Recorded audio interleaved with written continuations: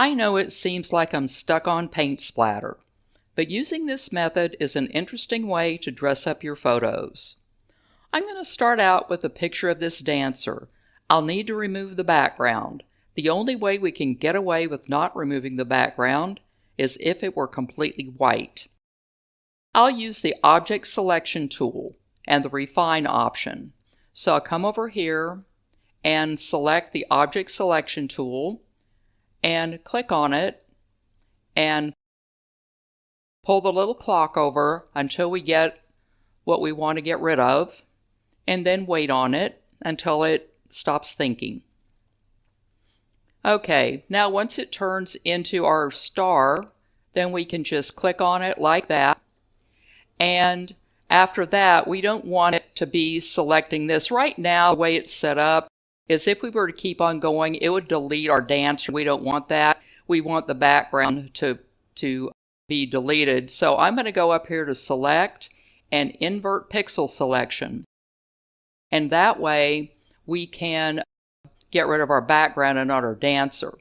Okay, the next thing I'll do is I'll click Refine. And as you can see, we have some hair that we need to fix. And so I'm going to go over this. This isn't going to be such a big deal on the paint splatter thing because the paint splatter is going to cover up so much of this that if we don't get it perfect, it's not going to really matter all that much. So we'll just go over our hair and see if we can go over our hair here. And let's see if we can this and get rid of as much of the white as we can. Okay, so the last thing is in here. And let's take a look at this. Okay, so now we have it fixed up. And as for output down here, we want to output this to mask. And then go apply. Okay, so now we have our dancer with the background gone. So the next thing we need to do is we need a white background. So you have two options. You can either pull in a white background or you can use the rectangular marquee tool to pull one over the dancer. So we'll do that, pull it over the dancer. And then we need to fill it with white. Make sure we've got white selected here. And then we'll click our paint bucket. And now we have our white background, and our assistant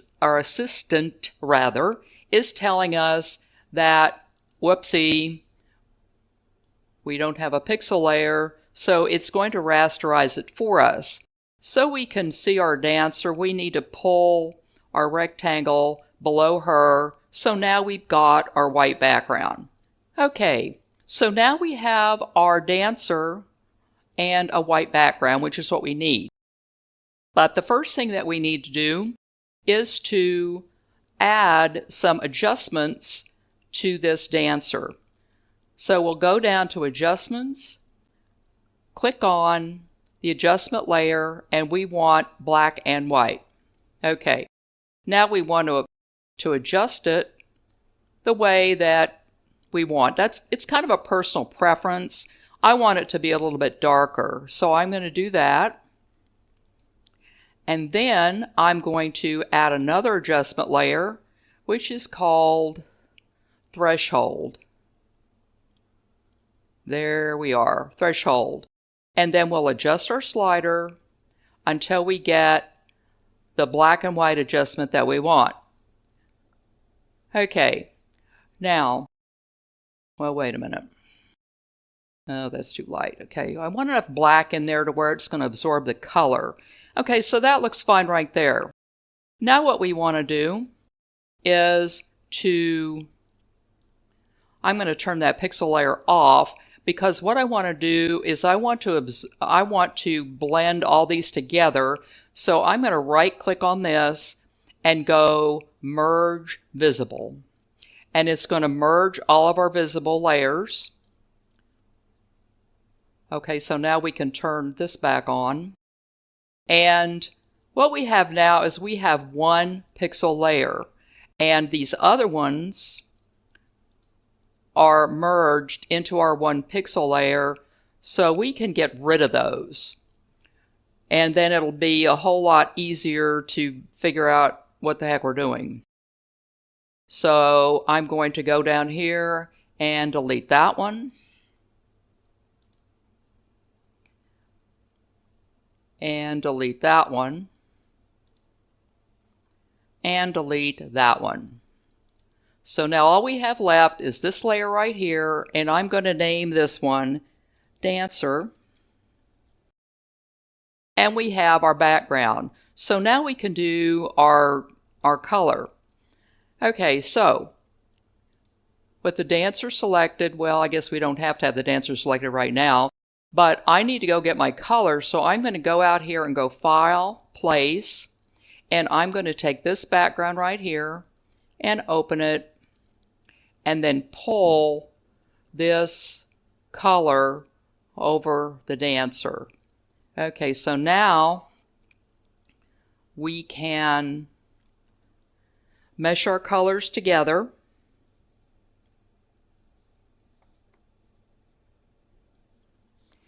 And go over here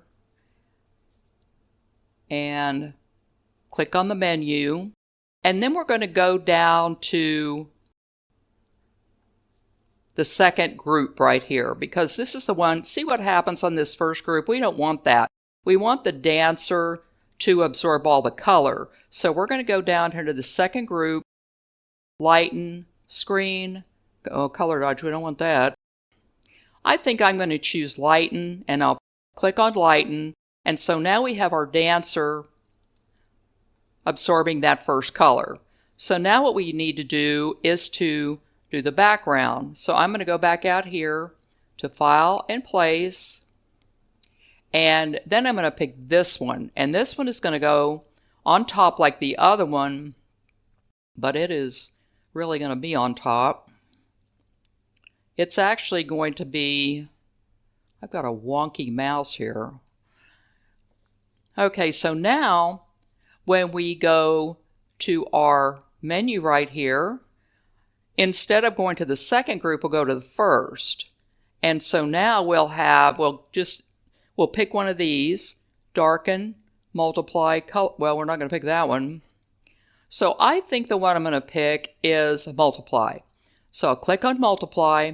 So now we have our color that has been absorbed by our dancer, and then the color that's in the background. Alrighty.